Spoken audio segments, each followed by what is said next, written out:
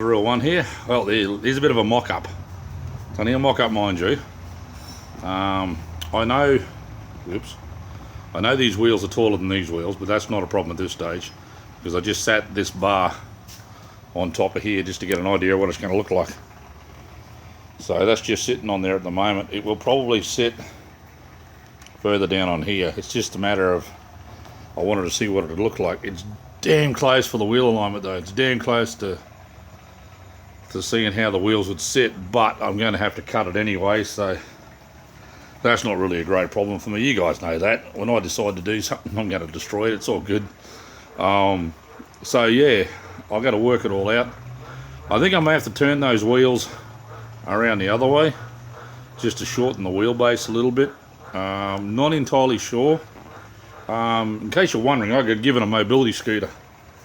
That's what half of it's laying down there. I pulled it all apart. There's a bit of it on the fishing buggy. So I got given a, not a mobility scooter, a wheelie walker.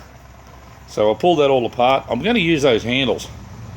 I'm going to use those handles too. So it's just a matter of whether I make it rear steer, which I can put those handles in it without a problem, or I make it front steer, which means I've got to build a handle for the back, which is, again, is not a great problem. Let me know in the comments what you think. Do you think I should make it rear steer or do you make it front steer?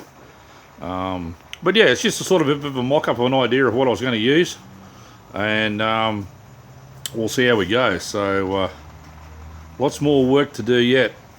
We're getting there, slowly but surely. We're getting there.